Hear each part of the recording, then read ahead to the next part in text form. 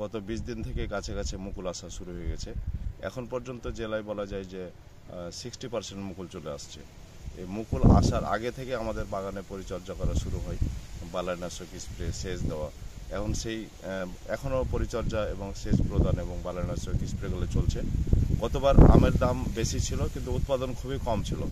এইবার আশা করছি যে উৎপাদন বেশি হবে কিন্তু দামটা তেমন হয়তো বেশি পাবো না। তারপরে আমরা সেটা ক্ষতিটা পুষিয়ে উঠতে পারবো যদি আমের উৎপাদনটা সঠিক পরিমাণে হয়। গতবার আমরা মারাত্মকভাবে ক্ষতিগ্রস্ত হয়েছিলাম, অসময়ে একটা বৃষ্টি, সেই ফুলগুলি পচে নষ্ট হয়ে গেছিলো। এই কারণে কাঙ্ক্ষিত ফলাফল আমরা পাইনি। 50% সর্বোচ্চ উৎপাদন হয়েছিল।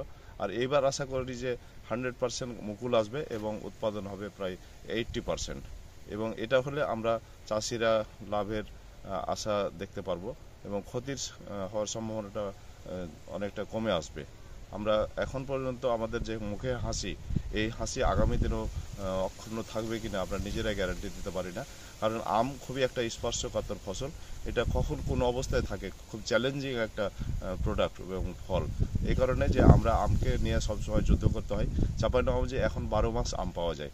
এখন আর সিজনাল শুধু 3 মাস আম পাবে এটা না, আমাদের প্রজেক্টে 12 মাস আম আমরা সরবরাহ করে থাকি এবং নতুন নতুন জাত আমার প্রজেক্টে প্রায় 15 জাতের আম আছে।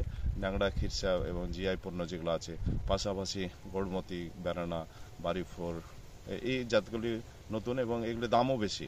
এই কারণে আমরা অন্যান্য জাতের চাইতে এগুলা সেটা পরিবর্তন করে এবং টপার্কিং করে যে আমরা লাভ এখন আশা করছি, সেটা 2-3 বছর আগে হয়তো এটা ততক্ষণে আমাদের লাভের প্রত্যাশাটা ছিল না এবং ক্ষতিগ্রস্ত আরও বেশি হতাম।